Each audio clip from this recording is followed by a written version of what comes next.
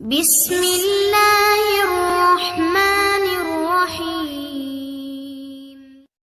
حضرت عبداللہ ابن عباس رضی اللہ تعالیٰ عنہ سے مروی ایک روایت ہے، میں ایک دن حضور کے پیچھے بیٹھا ہوا تھا، سواری میں حضور کا ردیف تھا، تو حضور نے فرمایا، اے بیٹے، اے لڑکے، میں تجھے کچھ کلمات سکھاتا ہوں، تو اللہ کے حقوق کا خیال رکھ تو وہ تیری حفاظت فرمائے گا۔ تو اللہ تعالیٰ جل شانہ کے احکام کی حفاظت کر، تو اسے اپنے سامنے پائے گا۔ اذا سألتا فسأل اللہ، جب سوال کرے تو اللہ سے ہی سوال کرے، اللہ سے مانگنے کا مزاج پیدا کر لے کہ فرمایا تمہارے جوتے کا تسمہ بھی ٹوٹ جائے تو وہ بھی اللہ سے مانگو۔ ضرور بازار میں جاؤ دکاندار سے، لیکن حقیقی طلب اللہ سے ہونی چاہیے۔ بات بات پہ اللہ سے سوال کرو، بڑی سے بڑی چیز بھی اس سے مانگو، چھوٹی سے چھوٹی چیز بھی اسی سے طلب کرو۔ ہماری ساری ضرورتوں کا کفیل ہمارا رب، ہمارا مالک ہے۔ تو دوسری وصیت یہ کی کہ جب تو استعانت طلب کرے، مدد طلب کرے، تو اللہ سے ہی استعانت طلب کرے۔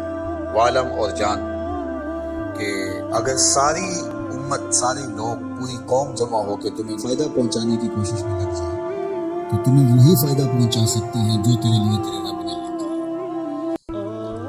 اور فرمایا وَإِنِ اجْتَمَعُوا عَلَىٰ أَن يَضُرُّوكَ بِشَيْءٍ، اور اگر تمہیں نقصان پہنچانے کے درپے ہو جائے، لَمْ يَضُرُّوكَ إِلَّا بِشَيْءٍ قَدْ كَتَبَهُ اللَّهُ عَلَيْكَ، تو تجھے صرف وہی نقصان پہنچا سکتے ہیں جو اللہ نے تیرے لیے لکھا ہے۔ سارا زمانہ بھی مخالف ہو جائے، تیرا کچھ نہیں بگاڑ سکتا۔ ہاں، تیرے مقدر میں اگر کوئی چیز، کوئی بگاڑ لکھا ہے تو وہ ہوگا، اس کا ذریعہ وہ بن جائیں گے۔ تو اس لیے پھر اسی سے مانگو، اسی سے طلب کرو۔ رفعت الاقلام وجفت الصحف، جو لکھنا تھا اللہ نے لکھ دیا، لکھنے کے بعد قلم اٹھا لیا گیا اور جن صحیفوں پہ لکھا تھا وہ خشک ہو گئے۔